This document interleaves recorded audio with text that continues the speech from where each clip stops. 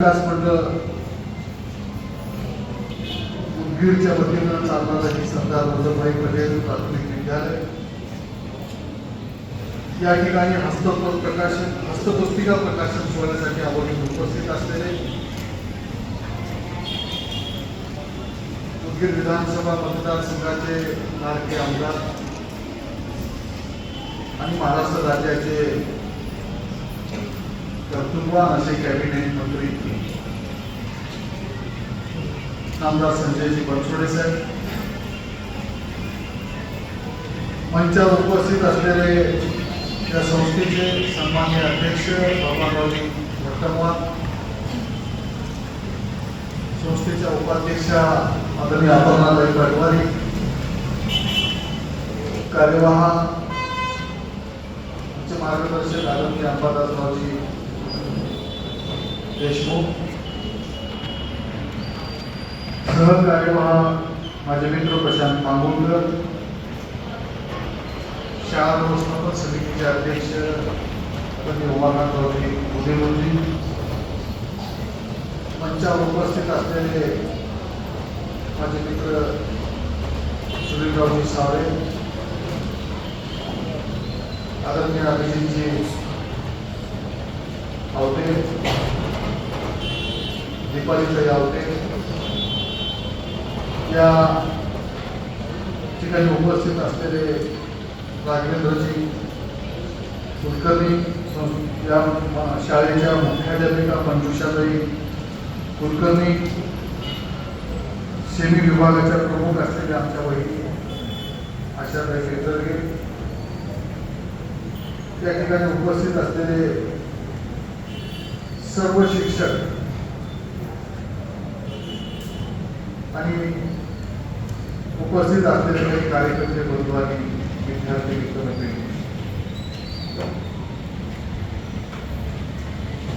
सरदार वल्लभभाई पटेल या शाळेची सुरुवात आदरणीय आमचे मार्गदर्शक भाऊंनी सुरुवातीला सांगितलं 1992 ला ही शाळा त्यांनी सुरुवात केली आणि केवळ 32-35 मुलांना घेऊन सुरू केलेलं या ठिकाणचं हे शैक्षणिक संकुल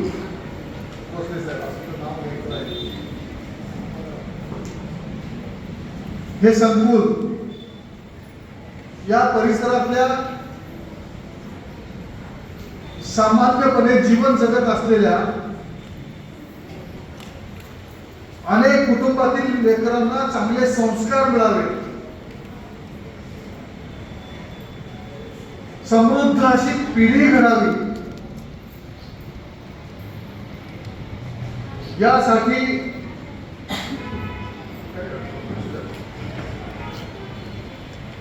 ही शाळा सुरू केली. या देशात अनेक शाळा संस्था आहेत,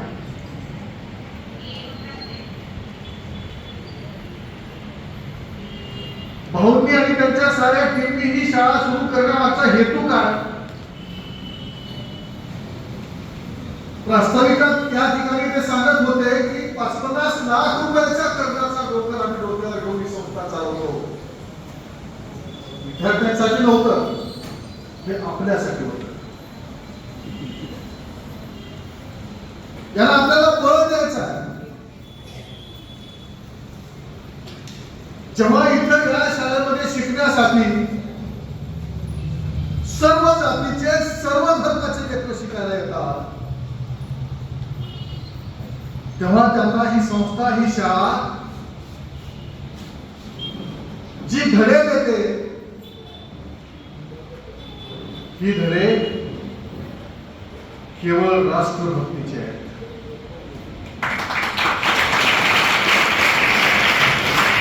इथून घडलेला विद्यार्थी स्वतःच्या पायावर उभा राहावा, त्याचं कर्तृत्व सगळीकडे पसरावं, या हेतूने ही संस्था, ही शाळा, या साऱ्या टीमनी इथं सुरू केली. आणि म्हणून इथल्या सगळ्या गुरुजींनी आपल्या विद्यार्थ्यांमध्ये जीव ओतून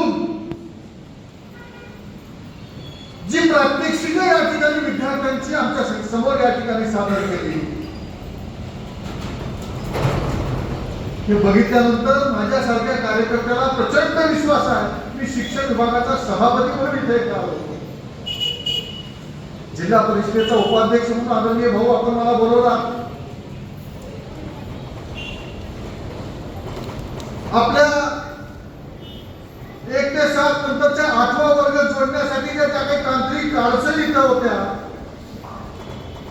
तुमच्या मार्गदर्शनाखाली तिथं उपाध्यक्ष म्हणून काम करताना तुमचं काम करण्याची संधी मला मिळाली आणि अवघ्या काही मिनिटात शिक्षण अधिकाऱ्याला सांगून ती अडचण त्यावेळी आम्ही दूर केली. मला सांगितलंय या ठिकाणी राज्याचं सरकार बनसोडे साहेबांच्या रूपात आपल्या समोर या ठिकाणी उपस्थित आहे. म्हणून तुम्ही सांगितलं 9वी आणि 10वीचा वर्ग या ठिकाणी तुम्हाला सुरू करायचा.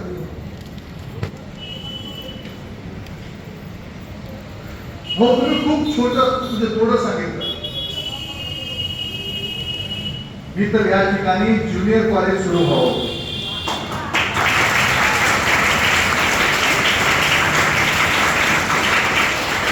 इथंपर्यंत स्वप्न पाहतो.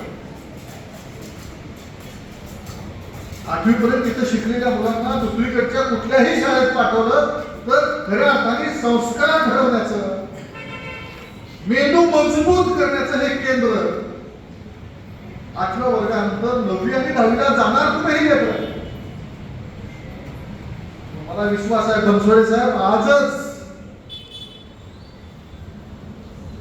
उपसंचालक शिक्षक गणपतराव मोरे यांना फोन करतील आणि 8 दिवसाच्या आत तो प्रस्ताव त्यांच्या कार्यालयातून पुढे जाईल असा विश्वास मला या ठिकाणी आपल्याला द्यायचा आहे. साऱ्या विद्यार्थ्यांना कदाचित या सगळ्या गोष्टी माहिती असतील, परंतु मी सांगणार ही शाळा कोणाच्या नावाने सुरू केली आहे? कोण होते ते? लोह पुरुष. त्यांना माहिती एक प्रसंग मी तुम्हाला सांगतो. आपण इंग्रजाच्या राजवटीत सगळेजण या ठिकाणी राहत होतो, आपले पूर्वज. स्वातंत्र्याच्या चळवळीला प्रचंड अशी धार आलेली होती.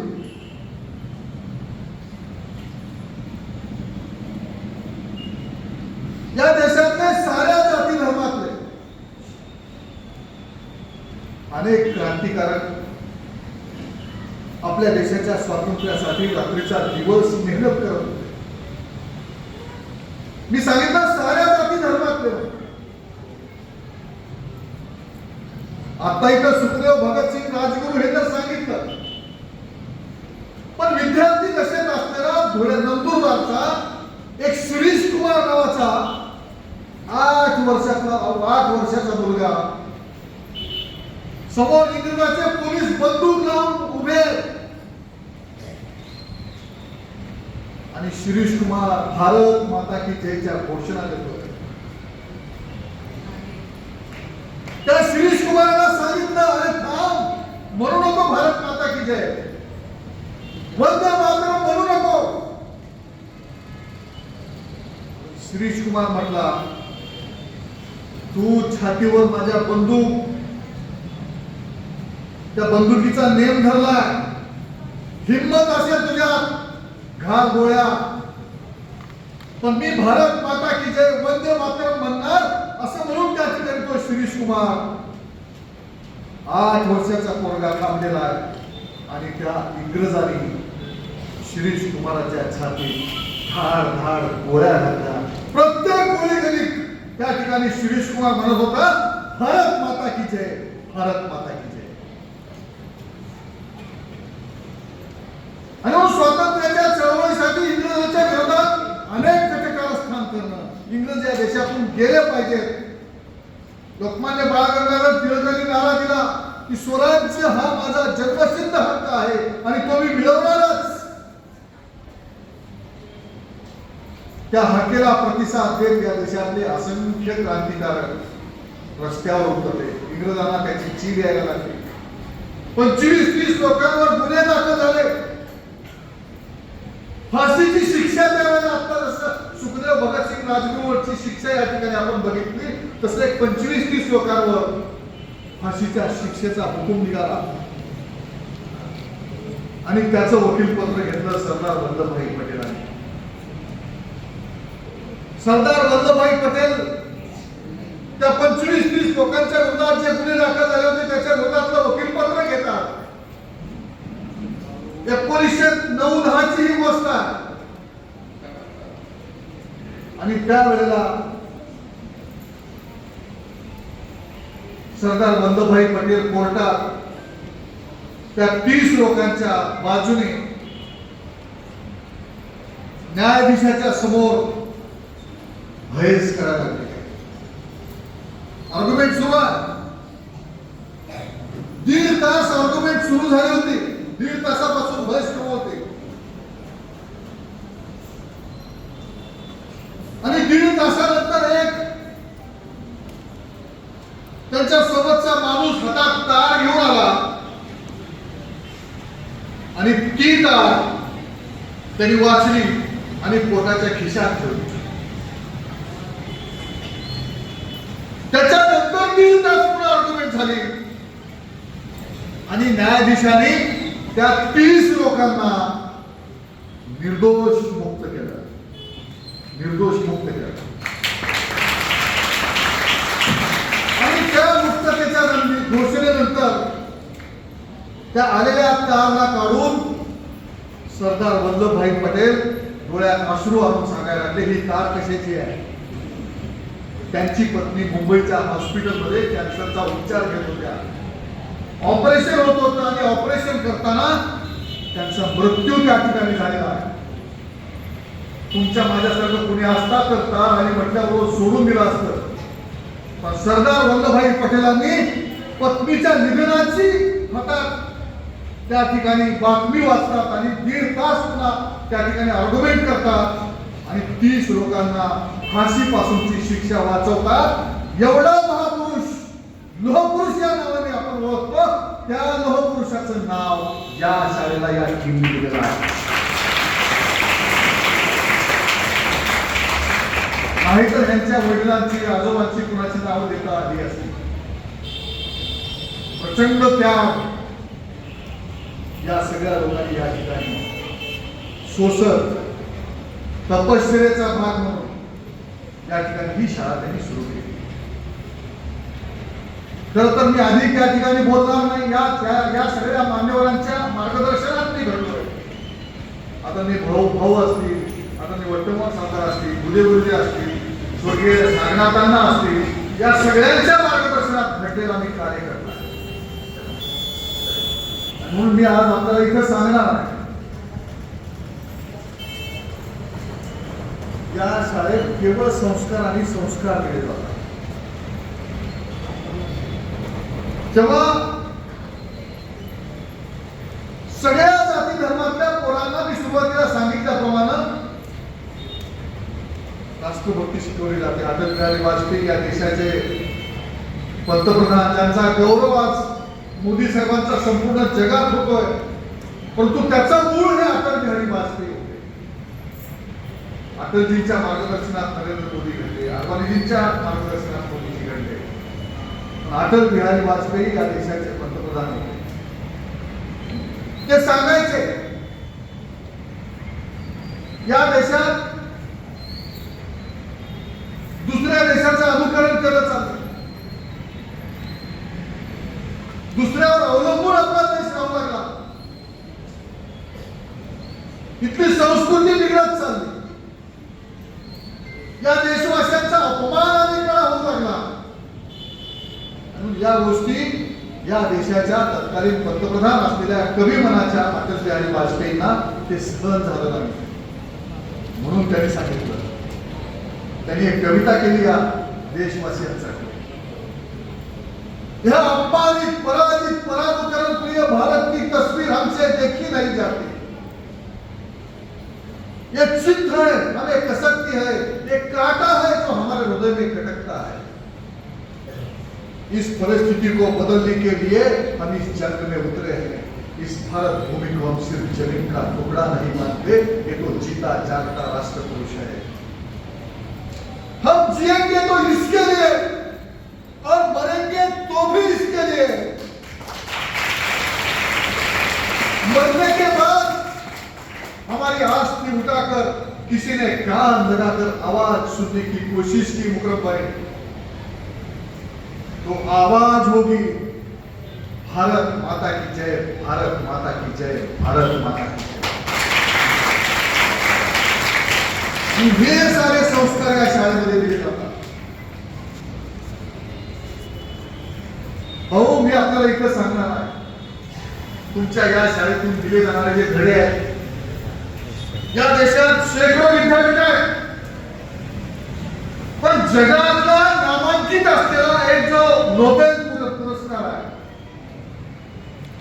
100-150 वर्षापूर्वी नोबेल पुरस्कार नोबेलच्या नावाने अमेरिकेतल्या काही संस्थाचालकांनी सुरू केला आणि मग कोलंबिया विद्यापीठ त्याची सुरुवातीची पार्श्वभूमी तुम्हाला मी थोडक्यात सांगतो। त्या ठिकाणी कोलंबिया प्री प्रायमरी स्कूल सुरू झाली, पुन्हा नर्सरी झालं, प्रायमरी झालं, ज्युनियर झालं, सिनियर झालं, विद्यापीठ झालं आणि इतक्या नावारूपाला आलं। त्या कोलंबिया विद्यापीठात डॉक्टर बाबासाहेब आंबेडकरांनी प्रॉब्लेम्स ऑफ ग्रुपीज नावाचा प्रबंध लिहिला।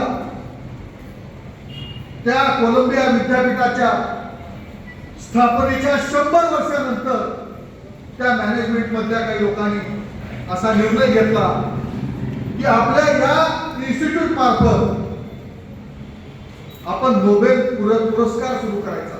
तो पुरस्कार म्हणजे जगातला नामांकित पुरस्कार आहे। आणि मग सुरुवात झाली सर्वे करायला। अमेरिकेतल्या एकट्या अमेरिकेत 100 पेक्षा जास्त लोकांना नोबेल पुरस्कार मिळाला, पण भारतातल्या किती लोकांना मिळाला माहितीये? अगदी बोटावर मोजता येतील असे 5-6 लोक आहेत। अमर्त्य सेन, रवींद्रनाथ टागोर, खुराना असे 5-6 लोक आहेत नोबेल पारितोषिक आपल्या या देशात मिळाले। जो अत्यंत मानाचा असलेला तो पुरस्कार, रामराव गुरुजी, तो पुरस्कार आपल्या देशात 5-6 लोकांना मिळाला। आम्हाला लाज वाटते। मी या ठिकाणी आपल्याला सगळ्यांना सांगणार आहे, भाऊ, या शाळेतून तुमच्या मी जिथे शुभेच्छा देत असताना सांगितलं तुम्हाला 9वी 10वी मिळाली, 11वी 12वी मिळाली, सिनियर मिळावं, हे मिळावं का नाही मिळावं मला माहित नाही, पण प्रशांतजी भविष्यात तुमच्या संस्कारातून तयार झालेला एक तरी मुलगा नोबेल पारितोषिक घेण्याला लायक व्हावा अशी अपेक्षा खरं तर संजय भाऊंच्या बाबतीत कितीही बोललं तर कमी आहे। भाऊ, उदगीरकरांचं आपलं सगळ्यांचं नशीब आहे। एवढा चांगला लोकप्रतिनिधी, कॅबिनेट मंत्री 4 तास एका प्राथमिक शाळेमध्ये येऊन बसतो, यात सारं काय आलं।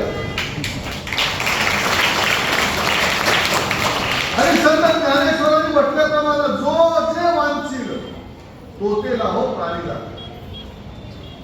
ज्यांनी जे मागितलं।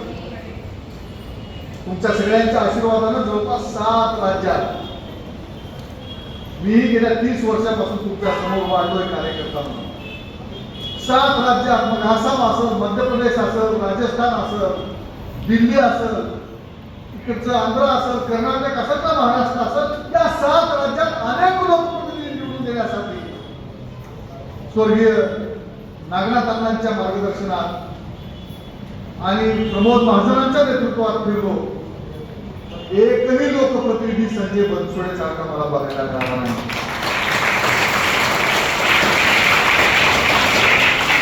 दुर्दैवानं 2019ला आपण सारेच त्यांच्या म्हणजे आपल्या बाजूने प्रचार करतो, त्यांच्या विरोधात म्हणून नाही, पण आता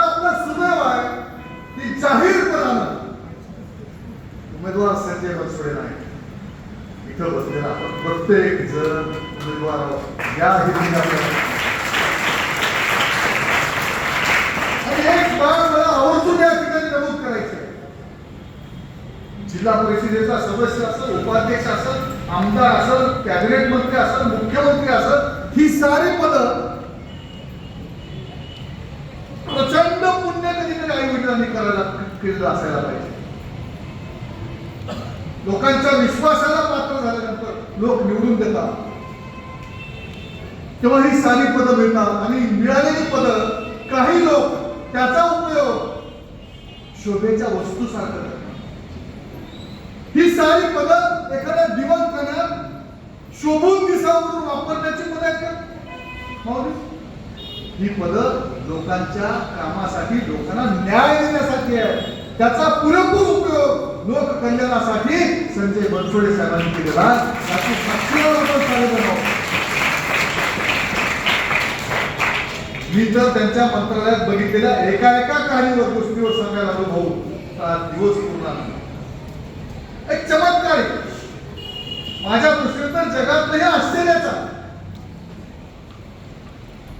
जे 7-8 आश्चर्य केली आग्र्याचा ताजमहल, अमेरिकेतली नागाऱ्याची भिंत असेल, चीनची भिंत असेल, त्या सगळे आश्चर्य. सकाळी किती वाजल्यापासून आठवड्यातले 4-5 दिवस इथं एक पाऊल लोकात आणि एक पाऊल मंत्रालयात दोन्हीकडेही हा माणूस काम करतो. आणि फक्त उदगीर मतदारसंघातच नाही तर महाराष्ट्रातल्या कोणत्याही कानाकोपऱ्यातला माणूस त्यांच्याकडे गेला तर कधी नाराज होऊन गेला. उदगीर मतदारसंघातल्या लोकांची तर अशी मेजवानी भाऊ 8 गाड्या त्यांनी मंत्रालयात लोकांना घेऊन जाण्यासाठी ठेवलेल्या. 8 गाड्या म्हणजे दररोज साधारण उदगीर मधले एक 200-300 लोक तरी ये जा करतात, तिथंच नाश्ता करतात, तिथंच जेवण करतात आणि बेड मध्ये झोपायला सुद्धा कधी कधी मागे पुढे बघत नाही. इतका स्वस्त लोक मी कधी पाहिला नाही. मग येता येता मला वाटतं प्रशांतजी तुम्ही सांगत होता, मला एक निवेदन दिलात तुम्ही त्या शाळेला काहीतरी काय मागितलं तुम्ही? काय मागितलं? 9वी 10वीचा म्हणजे त्याच्यापेक्षाही काहीतरी आमदार निधी काहीतरी मागितला, आमदार निधी मागितला. संजय भाऊ म्हणजे इतका उशीर का केला? महिनाभर राहिलाय का असं म्हणतात? महिनाभर नाही, 2024ला मराठवाड्यात सर्वाधिक मतांनी निवडून गेल्याचं गुरुमेव म्हणजे आपल्या सगळ्यांची जबाबदारी पार पाडावी लागणार. आणि मग साऱ्या जाती धर्माचे लोक खरं तर आम्ही तुम्हाला जपलं पाहिजे. समजा दुर्दैवाने एखादी अशी घटना घडली, मोदीजींचं सरकार उघड कानावर आलं, त्या चंद्रबाबू नायडू आणि नितीश कुमारच्या पाठिंब्यावर त्या ठिकाणी ते सरकार आलं. मोदीजींनी खूप चांगलं काम केलं. पण समजा ते सरकार आलं नसतं तर मोदींचं काय बिघडलं असतं का? त्या देशाचं बिघडलं असतं. समजा असं अभद्र आपण बोलू नये.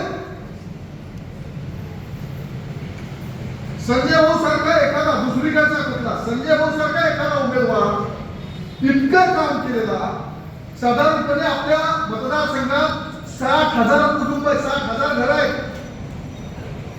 त्याच्यातल्या 25-30 हजार घरापर्यंत प्रत्यक्ष संपर्क त्यांनी केलेला. दररोजचा जेव्हा आम्ही कार्यक्रम बघतो त्या साऱ्या कार्यक्रमात सांत्वनपर भेट आहे, कुंकवाचा कार्यक्रम आहे, बारशाचा कार्यक्रम आहे, लग्नाला उपस्थिती आहे, विकास कामाचं उद्घाटन आहे, काय काय तर करावं. आणि इतका संपर्क असलेला माणूस समजा दुर्दैवाने कुठल्या दुष्ट शक्तीमध्ये शिरल्या आणि तशा माणसाचा जर पराभव झाला तर त्या माणसाचं वाटोळं होणार नाही. त्या माणसाचं काहीच वाटोळं होत नाही. वाटोळं होतं ते त्या मतदारसंघाचं.